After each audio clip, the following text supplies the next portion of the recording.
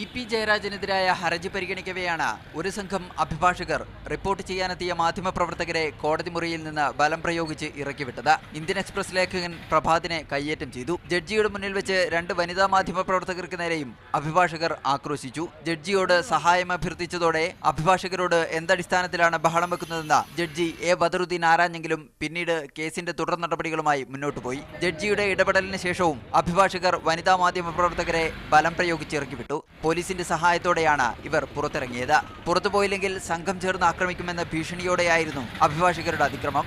Bar association ഭാരവാഹികളായ K P. Jayachandran, Anayara Shaji എന്നിവരുടെ സാന്നിധ്യത്തിലായിരുന്നു അഭിഭാഷകരുടെ ആക്രോശം. Media room അടിച്ചു തകർത്ത അഭിഭാഷകർ പിന്നീട് മാധ്യമപ്രവർത്തകർക്ക് നേരെ കല്ലേറും നടത്തി. സംഭവം ദൗർഭാഗ്യകരമാണെന്ന് മുൻ മുഖ്യമന്ത്രി ഉമ്മൻചാണ്ടി പറഞ്ഞു. വളരെ നിർഭാഗ്യകരമായ സംഭവമാണ്. ഇതിങ്ങനെ നീണ്ടുപോകുന്നതിൽ വലിയൊരു ആശങ്കയാണ്. കേരളം പോലൊരു സംസ്ഥാനത്ത് ഭരണ നേതൃത്വവും ജുഡീഷ്യറിയുടെ ഉന്നത നേതൃത്വവും ചേർന്ന് ഒരു പരിഹാരം ഉണ്ടാക്കേണ്ടതാണ്. മാധ്യമപ്രവർത്തകർക്ക് നേരെയുള്ള അഭിഭാഷക അതിക്രമം അപലപിച്ചുകൊണ്ട് വിവിധ രാഷ്ട്രീയ പാർട്ടികളും രംഗത്തെത്തി. മീഡിയ 1 തിരുവനന്തപുരം.